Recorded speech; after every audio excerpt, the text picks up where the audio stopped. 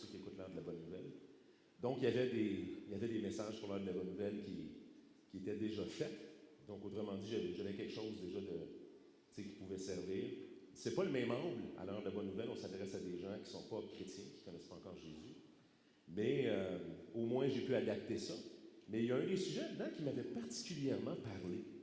Tu sais, quand tu es en train de travailler quelque chose, c'est comme « Wow, c'est hot, là! » Moi, c'est ça que je vivais avec ce sujet-là en particulier. Donc, je trouve ça le fun que j'ai l'impression peut-être que Dieu a permis ce matin que je puisse me lâcher lousse dans ce que Dieu me montrait là-dedans. C'est pas le même angle, il a fallu que je change les choses, j'ai réorganisé, j'ai préparé mes affaires. J'ai fait quelque chose de différent ce matin, c'était pas... Mais j'ai hâte de voir qu'est-ce que Dieu va nous communiquer là-dessus. En passant, je m'appelle Jean-François Moquin, pour ceux qui ne me connaissent pas. On vous souhaite la bienvenue si c'est la première fois que vous venez ici à l'Église. Donc, avant de commencer, on va remettre notre temps devant Dieu. Seigneur, c'est la première chose qu'on veut faire, parce qu'on est ici pour être guidé par ton esprit. On s'est levé ce matin et on s'est envenu parce que tu as fait un travail dans nos cœurs. Tu nous as gagnés, tu as transformé nos vies, tu nous as révélé ton Fils, tu t'es fait connaître à nous.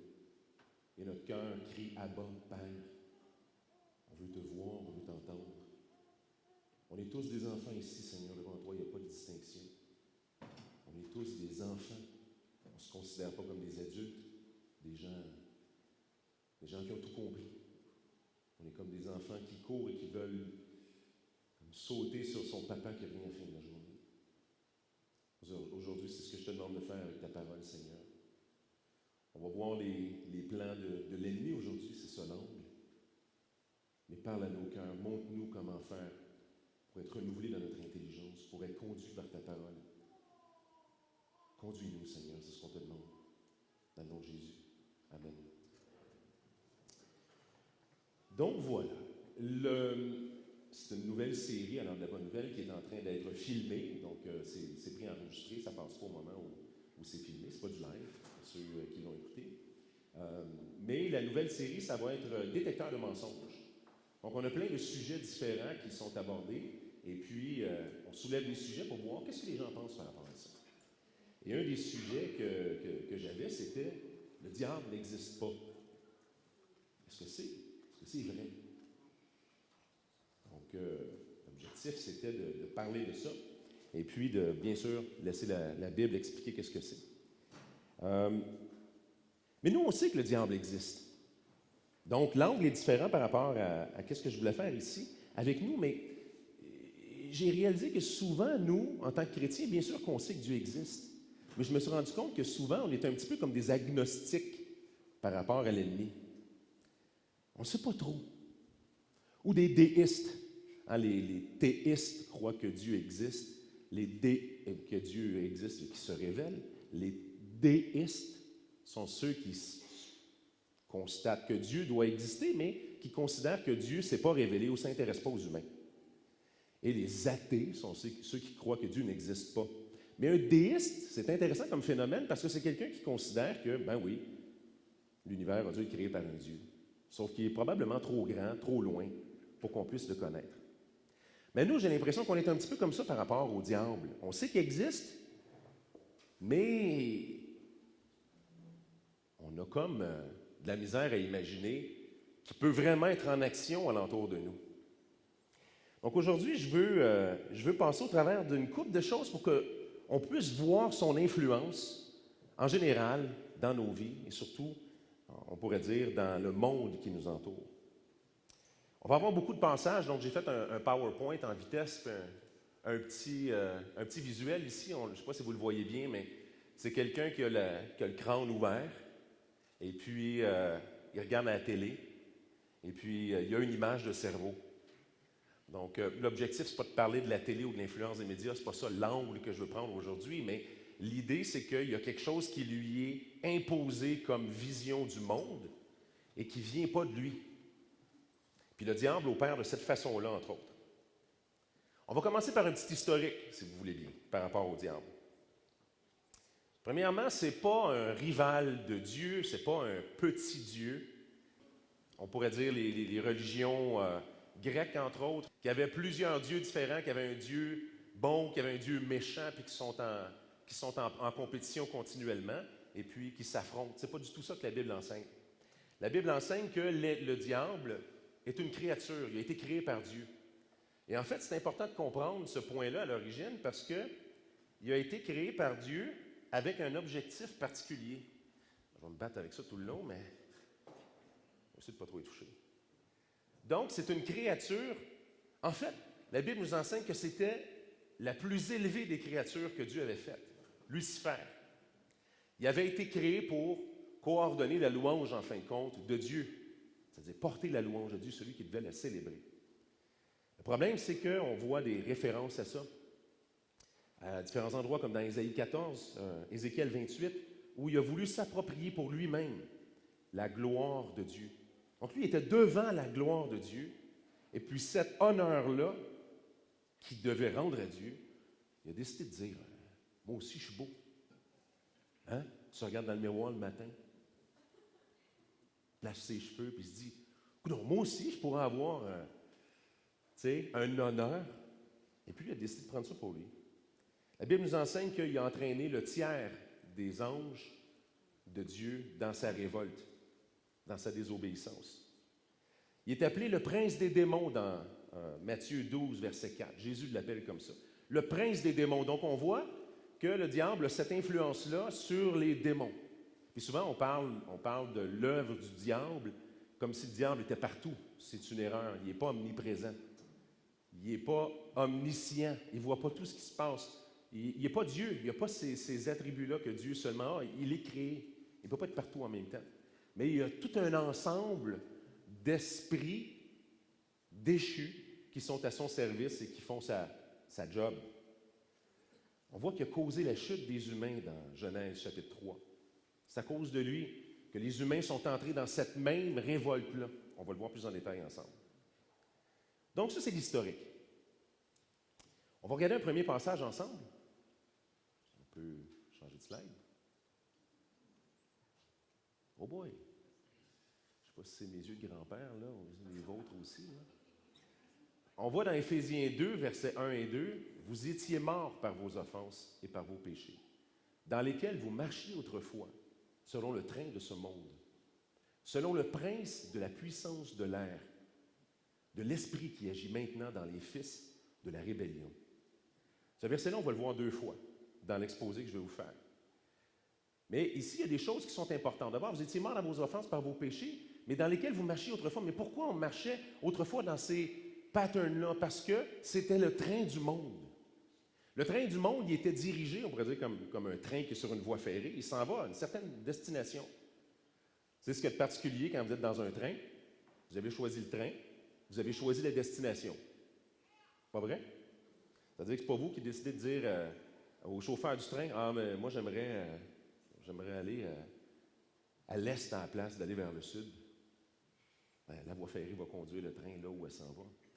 Donc, il y a un train du monde qui, lui, est dirigé par le prince de la puissance de l'air. Donc ici, c'est Satan lui-même qui est appelé le prince de la puissance de l'air, celui qui a l'influence sur l'ensemble des philosophies du monde, de l'esprit qui agit maintenant dans les fils de la rébellion, dans ceux qui ne sont pas régénérés dans leur intelligence par la révélation de Dieu. Autrement dit, il y a une révélation qui vient par défaut et qui est influencée par l'ennemi. Donc, il y a une forme de domination sur le monde. Mais cette domination-là, elle est usurpée. Parce que le monde ne lui appartient pas. Le monde était tombé sous sa domination quand il a conduit Adam et Ève dans la désobéissance. Il a été en contrôle de ce qui s'est passé. C'est la raison pour laquelle il y a tout le mal qui existe dans le monde. Mais la Bible nous enseigne aussi que quand Jésus est venu et qu'il est mort sur la croix, il a déclaré la victoire, il a brisé les œuvres de l'ennemi. Jésus est déclaré le roi des rois. C'est lui qui a l'autorité sur toute la terre. Sauf que cette autorité-là, elle est comme en pause pour l'instant. Et lui, il usurpe une autorité qui ne lui appartient même plus. Les humains sont libérés. On n'est plus obligé de vivre selon ses caprices. On n'est plus obligé d'être dominé puis dirigé par lui. Parce que Jésus est mort et qui a acquis cette victoire-là.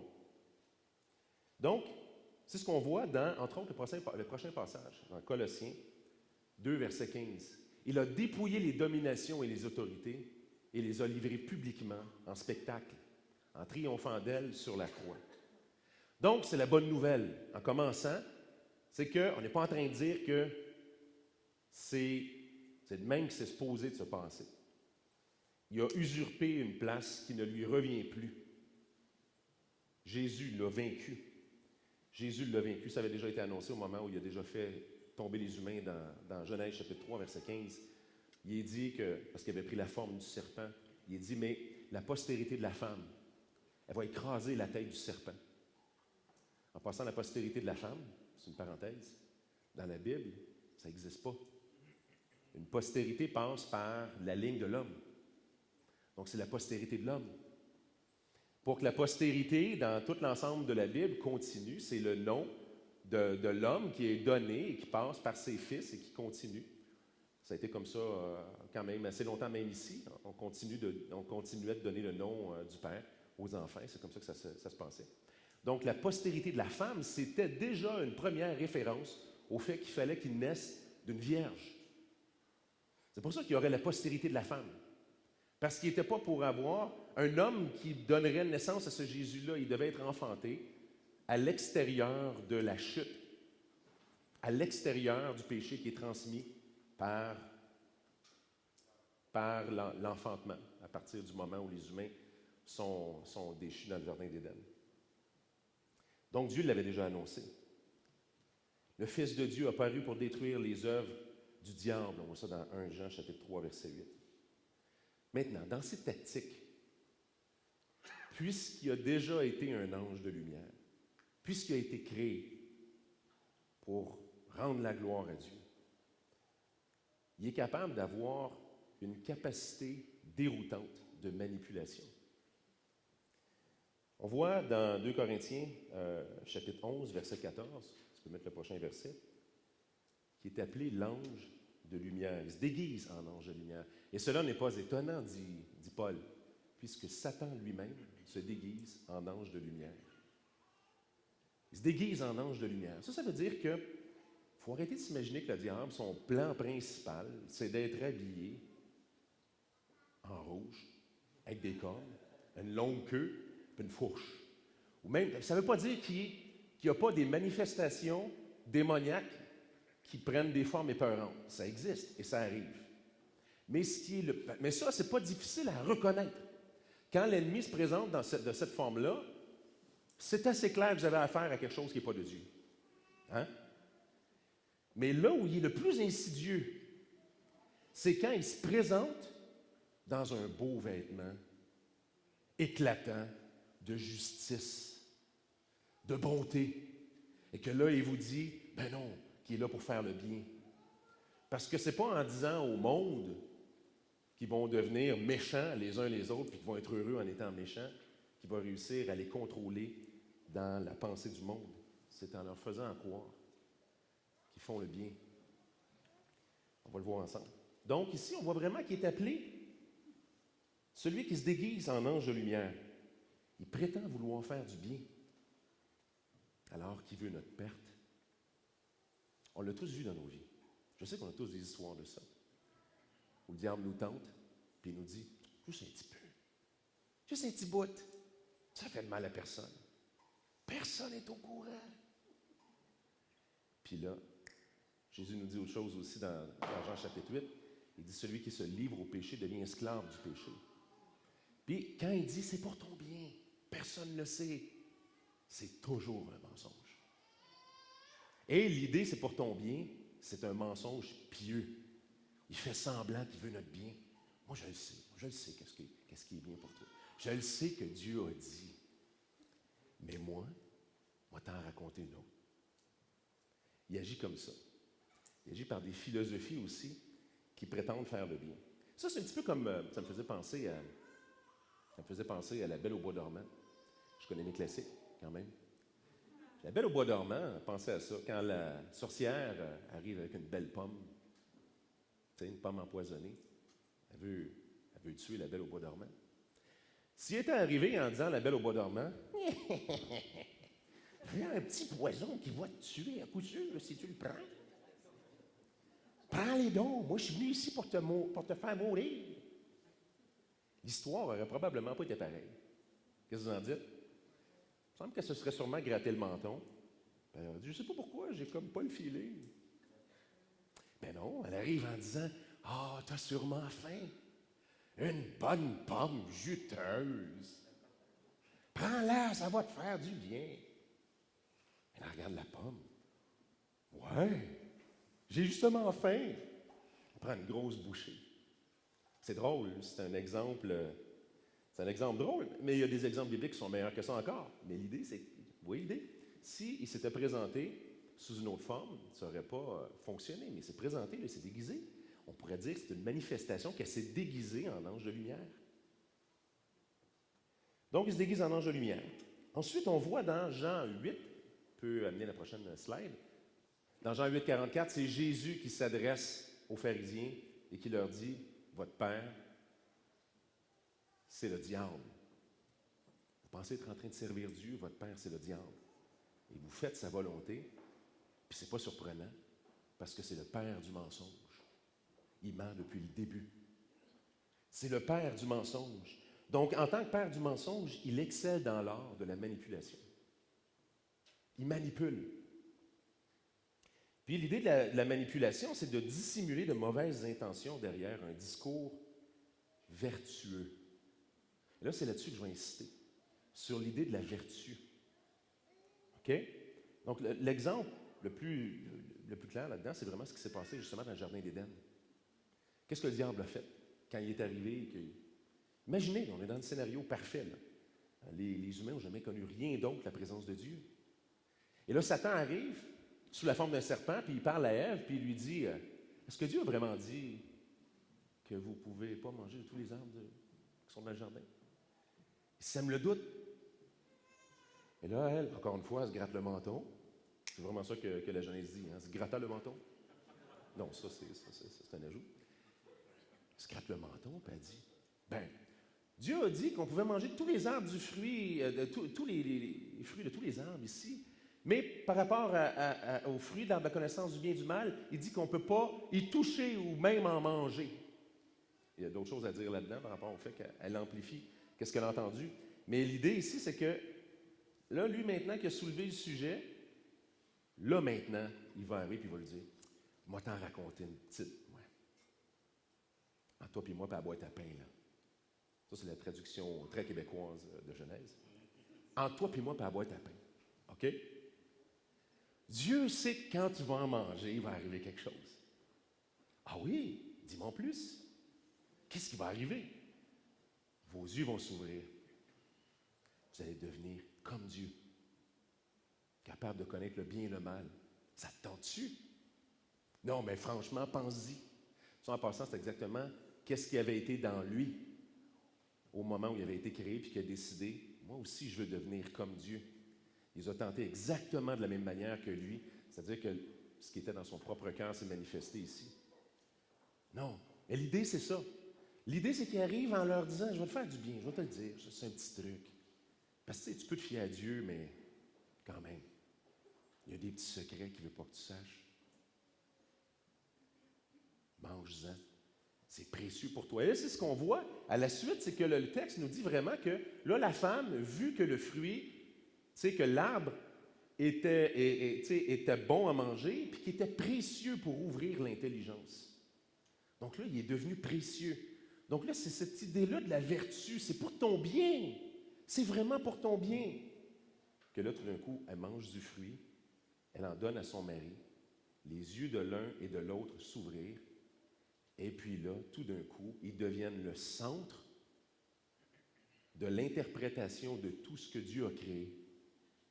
Il avait été créé par Dieu, pour Dieu, dans un contexte parfait. Il se promène, pas de vêtements, libre que le vent frappe où il veut. Et puis, ils ne se sont jamais posé de questions. Parce que Dieu avait dit que tout ce qu'il avait créé était parfait. Il voyait tout au travers du regard de ce que Dieu avait déclaré. Mais là, le jour où ils ont mangé, leurs yeux se sont ouverts et ils ont commencé à tout voir à partir d'eux comme point central. Donc, je m'interprète moi en fonction de mon observation, j'interprète Dieu en fonction de mon observation et le monde entier en fonction de mon observation à moi. Ils sont devenus comme Dieu, ils sont rendus des petits dieux sur leur propre vie. Et là, tout d'un coup, ils se rendent compte, « Hey, je suis tout nu, moi! » Tu sais? Mais le point, c'est la séduction du diable. Il arrive et il leur dit que c'est pour leur bien. Donc, on le voit vraiment que ça a été son plan depuis le début. Et là, je vous amène dans quelque chose qui est un petit peu plus flippant. Parce que là, bon, c'est historique, on peut dire. On peut dire, ah oui, je comprends, c'est vrai qu'il fonctionne de cette manière-là. Mais de quelle manière il est vraiment le prince de l'air? De quelle manière il fait vraiment une manipulation qui influence, on pourrait dire, les sociétés? Les systèmes de ce monde, ou le système, ou les systèmes au travers de l'histoire, sont largement sous son contrôle.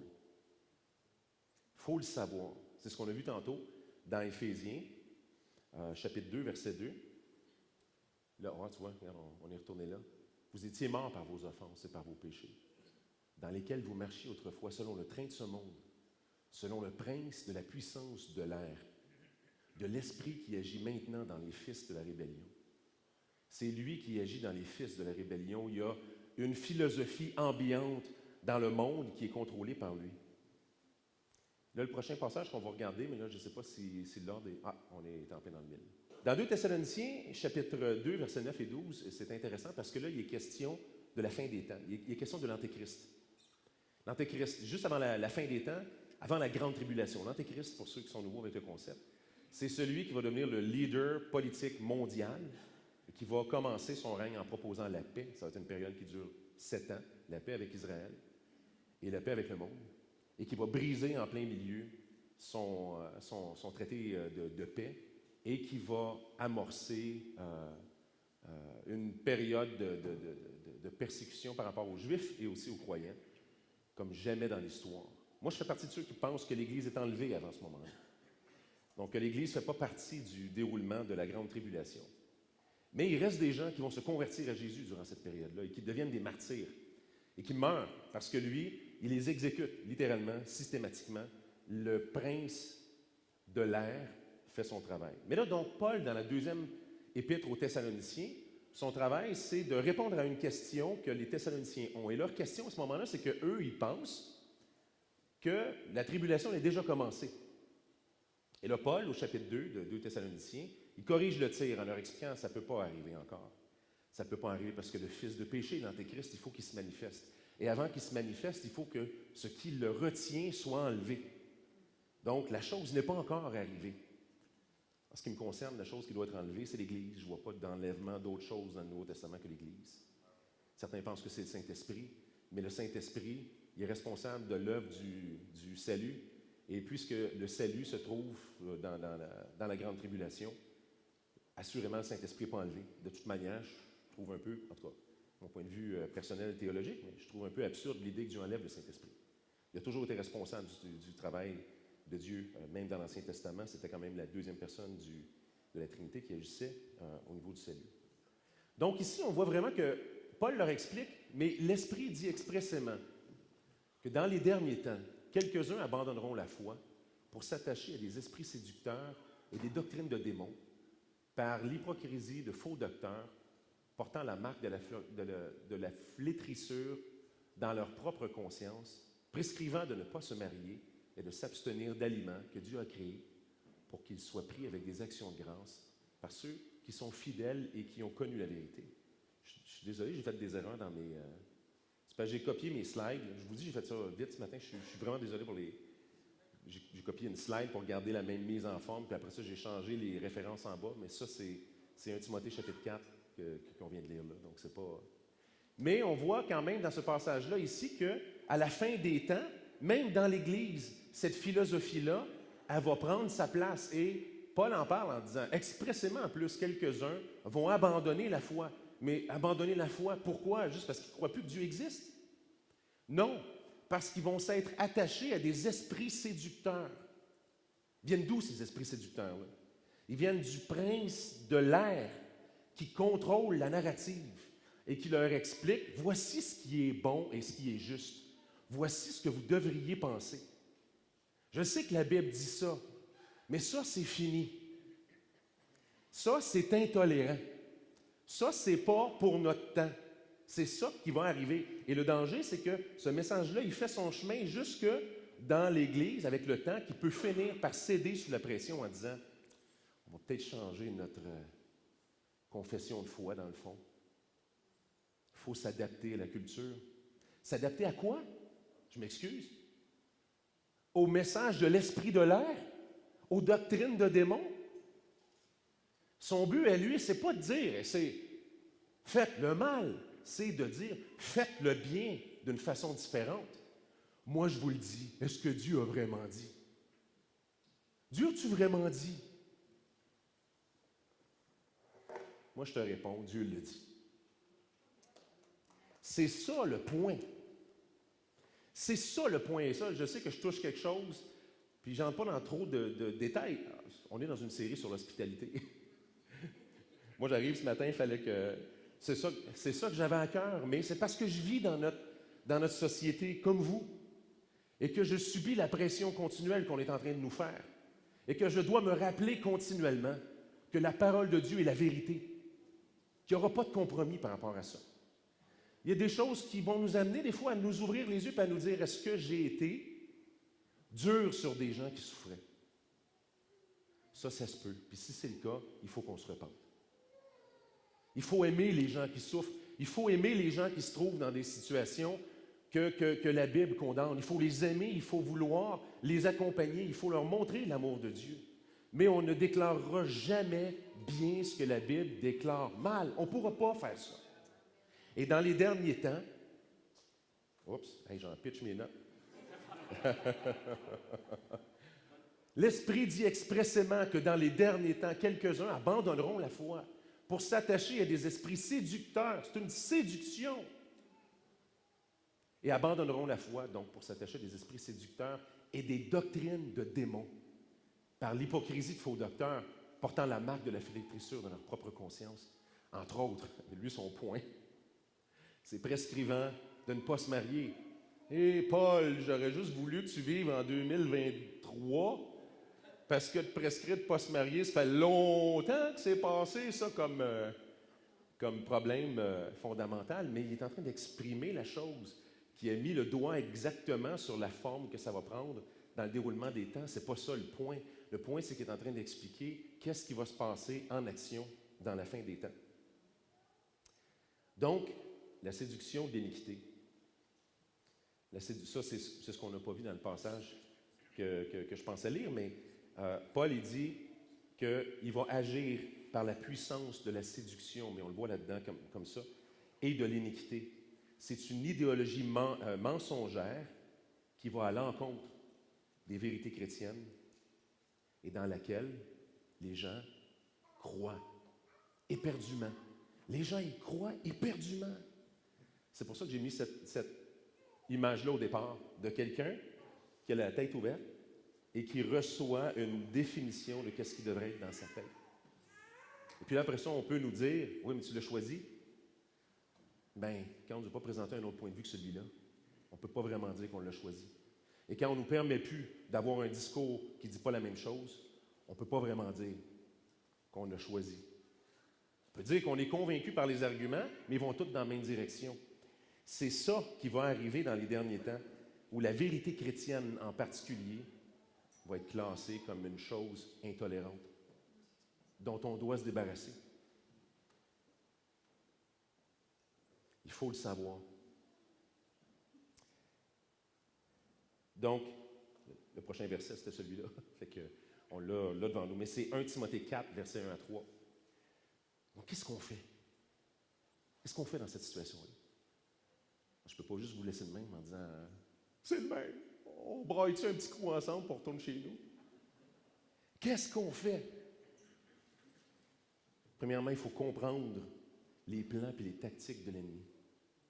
Il ne faut pas être des agnostiques par rapport à lui, en disant je ne sais pas, peut-être que oui. Non, il est en action. Il est en action big time dans notre société en ce moment. gros comme le bras. Il faut comprendre ses tactiques. C'est ça qu'il veut faire. Paul dit dans 2 Corinthiens 2, verset 11, il dit « Car nous n'ignorons pas ses desseins. » On n'ignore pas ses plans. Il faut le savoir. On est au courant. Ensuite, la prochaine étape, c'est qu'il faut renouveler notre intelligence. Super, merci, tu fais du beau travail. J'avais abandonné mes notes, mais tu les trouves. Il faut connaître les tactiques de l'ennemi. Ensuite, il faut aller vers le renouvellement de notre intelligence. C'est-à-dire que notre intelligence, il doit être renouvelé. Pourquoi? Parce que par défaut, quand on vient au monde, il est influencé par l'esprit ambiant qui nous dirige vers ça. Nous, il faut que l'esprit soit renouvelé par l'intelligence, par la Bible. Romains 12, verset 2. Ne vous conformez pas au siècle présent, mais soyez transformés par le renouvellement de l'intelligence, afin que vous discerniez ce qui est la volonté de Dieu. Vous le voyez? Il ne faut pas se conformer au siècle présent. Mais comment on fait? Il faut être renouvelé dans ce qu'on pense. Et ça, c'est renouvelé par la Bible. C'est pour ça qu'on est ici. C'est pour ça qu'on l'apprend, qu'on la médite jour et nuit. C'est pour ça qu'on s'y attache. Et puis, afin de discerner c'est quoi qui est la volonté de Dieu. Ce qui est bon, agréable et parfait. Ensuite, Jean, verset 17. Ben, t'es vraiment bon. Il est souhaite, j'ai même pas le temps de dire, change de slide. Jean 17, verset 14 à 17. C'est Jésus qui prie pour ses disciples, juste avant d'être crucifié. La dernière prière que Jésus fait pour ses disciples. On voit son souci par rapport aux disciples. Il dit, je leur ai donné ta parole. Il parle à Dieu. Je leur ai donné ta parole. Et le monde les a haïs. Ça aussi, on n'a pas le temps d'embarquer dans les détails, mais ça aussi, Jésus en a parlé en masse. Tu sais, il dit, s'ils ont haï le Fils de l'homme, imaginez-vous pas, s'ils ont haï le Maître, qui vont aimer les disciples. Il faut le savoir, que quand on va rester centré sur le message de la Bible, on ne va pas faire plaisir à l'esprit de l'air. Et ceux particulièrement qui sont convaincus de son système vont réagir. Je leur ai donné ta parole et le monde les a haïs parce qu'ils ne sont pas du monde. Ça sonne drôle en québécois. Ils ne sont pas du monde. Ce n'est pas parce que vous n'êtes pas du monde. C'est parce que vous ne faites pas partie du monde. OK? Comme moi, je ne suis pas du monde. Je ne te prie pas de les ôter du monde. Ça, c'est tellement important. Fait que la solution, c'est pas écoute, on vend le bâtiment ici, on fait une grosse collecte, on se bâtit un genre de chalet quelque part, on se retire du monde, là, puis là, c'est comme on se cache, là, ils sont pas gentils, les gens. C'est pas ça le plan de Dieu. Vous êtes la lumière du monde. Une ville située sur une montagne ne peut pas être cachée. Une lampe qu'on met en dessous d'un boisseau éclaire partout, éclaire rien, mais si on la met sur la table, elle éclaire toute la pièce. Que votre lumière luise ainsi devant les hommes, afin qu'ils voient vos bonnes œuvres et qu'ils glorifient votre Père qui est dans les cieux. Il dit, je ne te prie pas de les enlever du monde. Au contraire, il dit, vous allez, faites de toutes les nations des disciples. Baptisez-les au nom du Père, du Fils et du Saint-Esprit et enseignez-leur à observer tout ce que je vous ai prescrit. Donc, il ne faut pas être enlevé du monde. Mais il dit, ils vont rester dans le monde comme un bateau sur l'eau, pas un bateau dans l'eau. Vraiment comme un bateau, il est sur l'eau, mais il n'est pas dans l'eau, il n'en fait pas partie, mais il navigue au milieu. Il est la lumière du monde. Mais en même temps, Jésus est en train de prier le Père lui-même pour ses disciples. Puis il dit, préserve-les du mal. Préserve-les du mal. Ils ne sont pas du monde, comme moi je ne suis pas du monde. Sanctifie-les par ta vérité. Ta parole est la vérité. C'est la parole qui est la vérité. Ensuite, on est appelé à marcher en nouveauté de vie. Et la nouveauté de vie, on voit 2 versets pour ça. Éphésiens 5, verset 10 à 11, c'est bien ça. Examinez ce qui est agréable au Seigneur et ne prenez point part aux œuvres infructueuses des ténèbres, mais plutôt condamnez-les. Condamnez-les pas de manière à condamner le monde comme s'il était méchant. C'est ce qui est typique d'avoir été entraîné dans un système qui est influencé par l'esprit de ce monde, par l'esprit, tu sais, le prince de l'air. Ils ne savent pas, ils n'agissent pas de mauvaises intentions. Aimez les gens. Aimez les gens. Mais brillez, faites connaître la vérité. Faites connaître la vérité. Exposez ce que la Bible enseigne avec douceur et respect. Un passage que je n'ai pas cité ici, mais qui fit. 1 Pierre 3, verset 15, où il dit « Mais sanctifiez Christ le Seigneur dans vos cœurs, étant toujours prêt à vous défendre avec douceur et respect devant quiconque vous demandera la raison pour l'espérance qui est en vous. Soyez toujours prêt à vous défendre, mais la douceur et respect est important devant quiconque vous demande une raison. Mais dites-le, faites pas de compromis par rapport à ça. Et finalement, par rapport à son influence dans nos vies, résistez au diable. Soyez sages et sobres. Votre adversaire, le diable, rôde comme un lion rugissant, cherchant qui le dévorera. Il est actif, il veut dévorer. Sachez-le, soyez sages, soyez sobres et soyez conscients de ça. OK? Résistez-lui avec une foi ferme, sachant que les mêmes souffrances sont imposées à vos frères dans le monde entier. Il y a aussi Jean 4, verset 7, qui dit « Résistez au diable, et il fuira loin de vous. » J'espère que ce n'était pas trop déprimant ce matin. On vit cette déprime-là, si vous êtes comme moi, on vit cette déprime-là quand on voit l'état de notre monde. Moi, je vis pas du découragement, c'est pas du découragement. On dirait que des fois, on a l'impression que c'est trop gros, puis qu'on se dit « Mais qu'est-ce que je fasse? Je fais quoi, moi? C'est plus gros que nous, on fait quoi? » Mais quand je me pose cette question-là, je la pose à Dieu. Parce que je ne peux pas juste me dire « Seigneur, qu'est-ce qu'il faut que je fasse? Comment il faut? Comment? » C'est pour ça que ça me parlait, ce message-là. En fait, ce n'était pas le message tel que je l'avais préparé, mais pendant que j'étais en train de le préparer, ça résonnait dans moi. J'étais comme « Seigneur, qu'est-ce qu'on fait?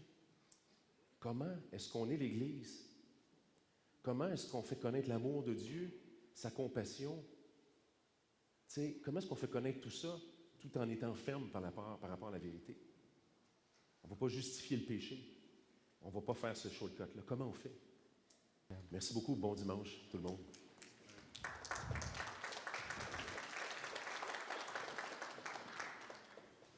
Merci, JF.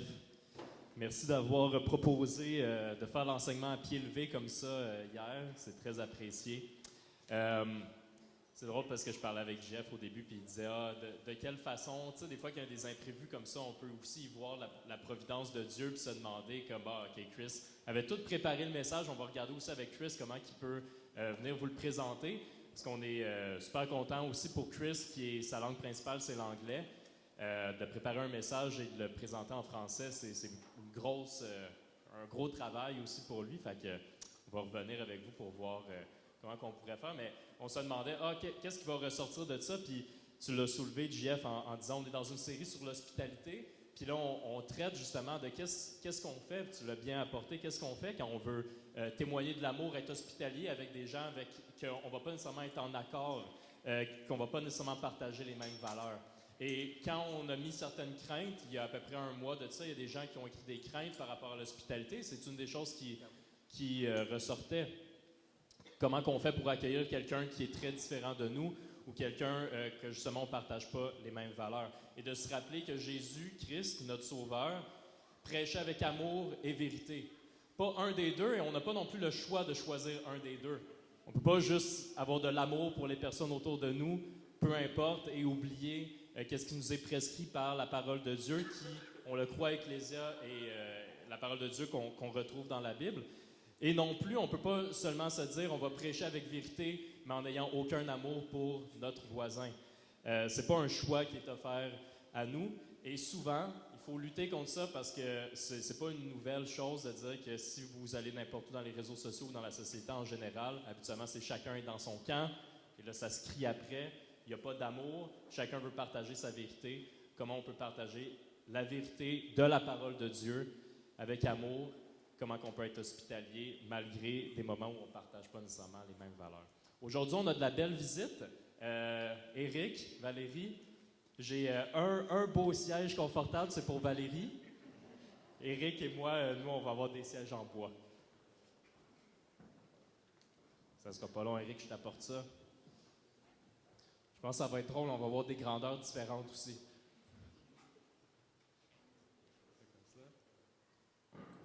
Je pense que je ne m'assoirai pas sur le tabouret, ça va être bizarre. Je dis, Ah non, c'est pas super. C'est correct. Je suis pas comme par terre comme ça. OK, j'attends. C'est ça pour que tout le monde nous voit, donc. Super. Bon, donc, si vous étiez là la semaine dernière, à la fin, dans les annonces, on avait annoncé qu'aujourd'hui, on aurait la visite d'Éric et Valérie. Éric et Valérie, pour ceux qui ne les connaissent pas, je vais les laisser vous se présenter. Ça va être ma première question à vous. Donc, juste vous présenter, dire d'où vous venez originalement, quand vous êtes passé à Ecclésia ici, combien de temps vous êtes resté, depuis combien de temps vous êtes parti aussi à Montréal. Fait que je vous prête le micro. Oui, et on est content d'être ici. On a 3 enfants, Zachary, Julia et Eliana. Et moi, j'ai grandi en Alberta et Valérie grandi en Ontario. On s'est mariés en 2011. Et après mes études au séminaire, on voulait déménager à un autre coin du Canada, moins étendu avec l'Évangile. Mais selon moi, j'avais toujours une bonne raison de ne jamais considérer le Québec. Parce que je ne parlais pas le français. C'était si simple que ça. Mais en fait, en 2014, en route à Montréal pour une première visite ensemble au Québec, on pensait dans la route, on va s'y rendre juste pour écarter cette option. Cependant, en rencontrant des chrétiens ici et en apprenant l'histoire de l'Église catholique au Québec et pourquoi il y a peu de croyants ici aujourd'hui, on a été touchés. Et c'est alors qu'on croit que Dieu a mis dans nos cœurs un profond désir que Jésus se fasse connaître de plus en plus ici. À ce point-là, l'apprentissage du français devenait une clé pour nous d'être impliqués avec l'avancement de l'Évangile ici. Alors, avec la bénédiction de notre organisme missionnaire, nous avons déménagé à Saint-Jérôme en 2018 pour commencer notre apprentissage du français et de la culture québécoise. C'était un vrai choc culturel pour nous, mais notre présence à Ecclésia a été une source de bénédiction pour nous.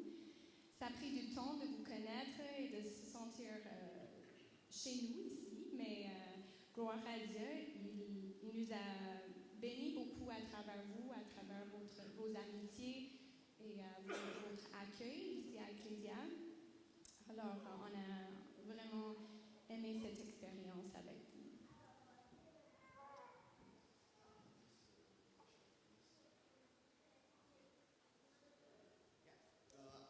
Après avoir passé 3 ans à Saint-Jérôme, on voulait déménager à Montréal. Et on pense que certaines personnes à Saint-Jérôme nous ont passé pour des fous pour aller à Montréal. Pourquoi aller là? Et peut-être que certains d'entre vous se demandaient les mêmes choses. Pourquoi Montréal? Parce que la moisson est grande parmi les étudiants et les jeunes adultes là-bas. Valérie et moi, on avons à cœur la formation de disciples parmi la prochaine génération de Québécois et plus spécifiquement parmi les étudiants collégiaux, universitaires, francophones. Et il y en a plein à Montréal.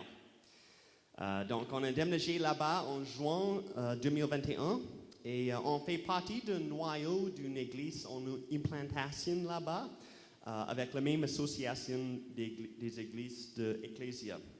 Et elle s'appelle Église Hochelaga. Et on est content d'en faire partie. Oui, donc c'est ça, depuis 1 an et demi que vous avez déménagé à Montréal. Déjà, ça va vite aussi.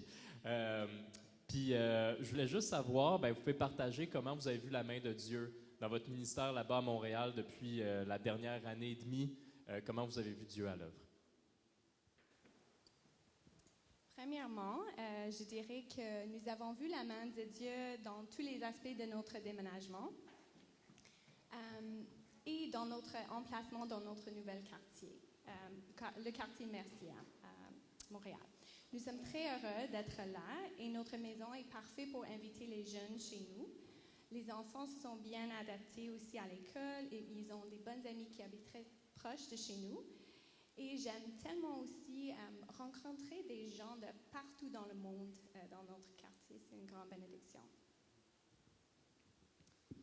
Et depuis un an, je fais souvent une distribution des Bibles avec une autre personne. Ce qu'on fait, on installe une table avec des Bibles gratuites pour des gens qui passent à côté d'un cégep ou à côté de l'Université de Montréal. Et de cette expérience, je vous dirais que l'assomption de disintéresser dans toute chose spirituelle parmi la prochaine génération n'est pas un fait.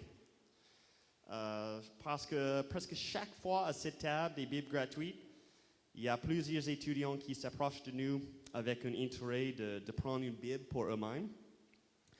Et ça arrive souvent qu'on a l'occasion de parler avec des étudiants non-croyants qui n'ont jamais lu la Bible, mais veulent la lire. Et il n'est pas rare qu'on installe une table pour 1h30 et 5 à 10 Bibles sont prises. Ça démontre à quel point la moisson est grande parmi la prochaine génération et que Dieu est à l'œuvre dans les vies des personnes plus qu'on peut imaginer. Une autre chose que j'avais à cœur, c'était le ministère auprès des femmes. Et j'ai eu plus d'occasions après notre déménagement à Montréal. Le ministère Sola Femmes Scriptura a commencé l'année dernière avec la direction d'Angie, Debbie et moi. Et ça a été un grand encouragement pour moi de voir les femmes être bien équipées pour enseigner la parole de Dieu avec d'autres femmes, avec l'école de dimanche dans leurs églises et être équipées ici au Québec. Et un autre domaine dans lequel je crois que Dieu a ouvert des portes dans notre ministère est par la plateforme de basket. J'aime jouer au basket depuis jeune garçon. Je participe dans le basketball libre à l'UQAM et il y en a plein de joueurs là. Et c'est là que j'ai rencontré une fois Antoine. Antoine est un étudiant qui a grandi proche de Gaspésie. Et, mais je ne crois pas qu'il connaît l'Évangile encore, qu'il croit dans l'Évangile, mais il a une ouverture spirituelle. Je l'ai invité de lire et discuter la Bible avec moi, et on a commencé en Genèse. Et pour ne pas le bombarder avec l'information de notre première rencontre, je lui ai dit, OK, lis le premier chapitre, puis on va en discuter. Mais après avoir lu chapitre 1, il m'a dit, j'ai envie de lire plus. Après chapitre 2, il voulait en lire plus. Au début de notre deuxième rencontre, il m'a dit, j'ai lu en avance les chapitres de l'Arche de Noé et j'ai plein de questions. Aussi, j'ai loué le gymnase d'un cégep pour le basketball libre pour les étudiants les vendredis soirs. Et à notre dernière séance, il y avait 19 joueurs. J'ai trouvé ça une réponse de Dieu à la prière. Super. Puis, comme dernière question, on voulait savoir comment on pouvait prier pour vous aussi. On sait que tout le monde, on a besoin de prière les uns pour les autres. On sait aussi que dans un travail de missionnaire, des fois, c'est encore plus élevé dans une... je dirais dans une implantation aussi comme à Hochelaga, on sait que souvent il y a des défis supplémentaires. Donc, de quelle façon on peut prier pour vous aujourd'hui et aussi on s'engage à prier pour vous en assemblée pour les prochaines journées aussi? Bon, j'aimerais commencer avec une prière de reconnaissance. La reconnaissance pour la manière que Dieu a utilisé nos premières années à Montréal, à Saint-Jérôme, merci, pour nous préparer pour notre ministère à Montréal. J'étais étudiant avec Fleur de Lys, une école d'ecclésia pour l'immersion en français pour les missionnaires. Et Andrea Mall et Sylvia Olsen m'ont aidé beaucoup dans mon apprentissage de français pour laquelle je suis reconnaissant.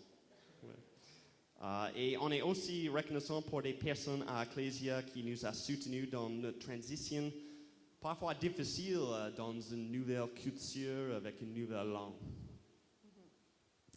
Et un défi que on trouve à Montréal, c'est qu'il y a toujours beaucoup de monde partout autour de nous et beaucoup d'opportunités de servir Dieu, ce qui est une bonne chose, mais ça prend beaucoup de sagesse.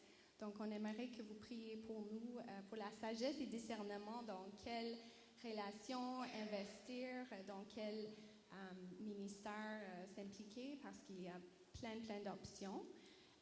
Et aussi, nous avons tous les deux besoin de développer notre vie de prière afin de pouvoir être soutenus pour le long terme à Montréal et de ne pas être trop centré sur les tâches, mais vraiment s'appuyer sur Dieu.